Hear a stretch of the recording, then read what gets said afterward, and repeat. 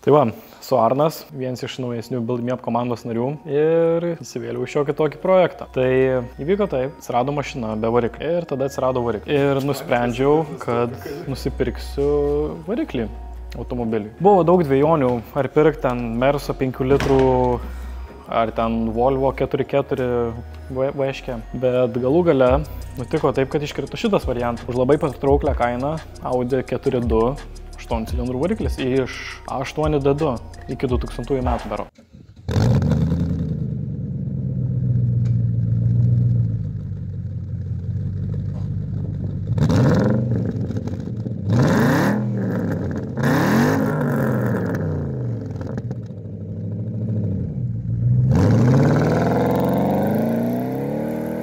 Ir planas yra šitą varikliuką pasileisti. Buvau dar svarstęs žiūrėjęs į Porsche variklius iš Cayenne, man atrodo.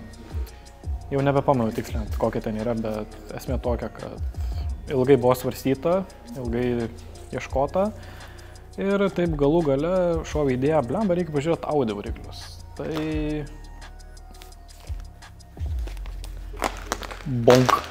Tai yra Audi 4.2 iš Audi A8D2 modelio iki 2000 metų. Buvo automatas, tai pirkom be dėžės. Planas yra pasidaryti reliable drift karą. Toliau planas yra dar pasilikti kondiškę.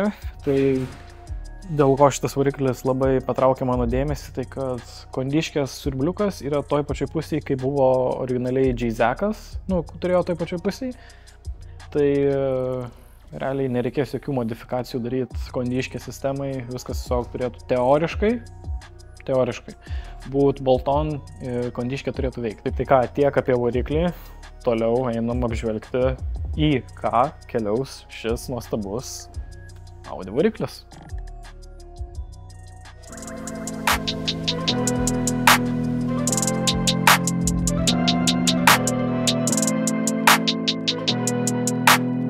Surprise, motherfucker!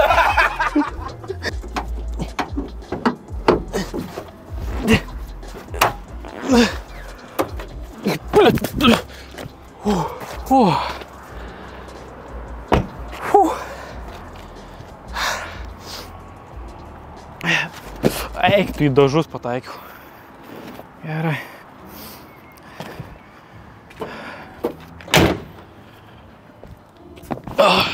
Už manęs turime 2001 berods metų Lexus GS 300. Dabar tik tais GS, nes 300 jau nebėra. J-Zekas yra išimtas, kaip galima matyti pagal wheel gapą, kurimi galėtum šokinėti per bordiūrus. Esmė tokia. Yra mašina, tikliau yra kėbulas su ratais ir reikia variklio. Ir iš to padaryti gerą drift karą. Turiu 0 patirties, kaip tą daryti, bet turiu gerų artimų draugų, kurie man su to gali padėti. Bet tai važiuokim kartu į šią nuostabią kelionę ir, nežinau, gal pavyks porą iš jūsų žiūrovų įtikinti, kad drift karą pasidaryti nėra iš tikrųjų taip sunku. Bet tai sunku. Gerai. Važiuojam į kelionę. Pasakė operatorius važiuoti, tai važiuoju. Ne, kaip prieš tai važiuoju. Važiuojam. Blet. Aš per silpnas šitam. Matai, kad kapotas stabdis, susidaryk kapotą.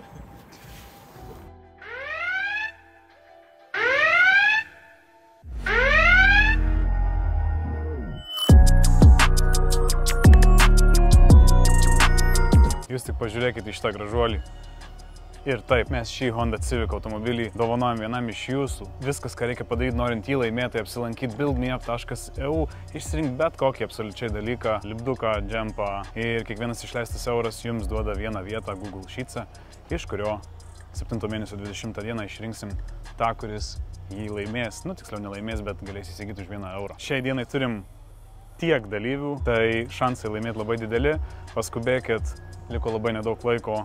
Kaip ir mums liko labai nedaug laiko jį paruošti praeitechą ir sutvarkyti, kad būtų paruoštas keliauti į naujas rankas. Tai nesnaudžiam, šokam buildmeup.eu ir galbūt turim savo pirmąjį automobilį.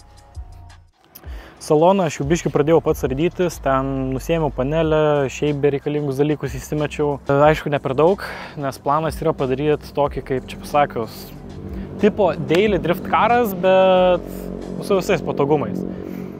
Tai pradžiai planas yra susidėti 2 bakecitus į priekį, gale kol kas nieko, kondiškė turi likt, audio sistema turi likt ir panašus reikalai. Šiaip mašina, sakyčiau, kokią 8 iš 10 būklės. Yra tokie dalykai, kaip, pavyzdžiui, atsilupęs lakas. Nu, tipo, jeigu pirktum daily, tai skaudėtų. Bet šiuo atveju, kadangi mašina dažysis, baladosis ir panašiai, tai who cares, come on. Drifto patirties 0, žinoma. Tai darant tokį projektą, tikėtis, kad iškart pavyks driftint, nemanau. Nes driftinant žiemą ant sniego ir per kompą, tai realiai tu tik tai suvokimą turi, o ne visą patirtį, kaip išvaldyti mašiną ir panašiai. Tai čia bus smagus learning curvas. Rūdžių šiaip nėra žiauriai daug, kas mane džiugina, bet yra toj pusė arka parūdijus. Kitas minusas, kad yra stoglangis. Aš asmeniškai nekenčiu stoglangių. Tai bus fainas projektas, bandant pasidaryti sunroof delete pačiam, nes kiek žiūrėjau internete, vieninteliai kitai, kurie yra, kad jį pašalint, tai yra uždėti plokštę ir ją pirkinėti. Come on, aš pats galiu tokią įspjauti ir pasidaryti, neverta mokėti man 102 eurų. Tai mes darysim, aš bandysiu daryti, kad stoglangį išmest ir gražų flush paprastą sliktopą pasidaryti. Kas, manau, turėtų būti visai fainas projektas. Tai tuo pačiu bus, manau, galima ir su antenos skylutę padaryti, kad neįdingtų. Toliau. Idėjos su body kitu yra kol kas labai menkos. Remiantis tuo, koks variklis bus, norisi daryti su to variklio gamintojo tipo tematika, bet yra daug klaustukų, tai kol kas jaučiu pirmiem renginiam, kuriuose bandysiu važiuoti, bus stock bodies, tiesiog ratai, dropas ir važiuojam. Esmė tokia, kad įsidės buketai ir susidės pilnas salonas atgal.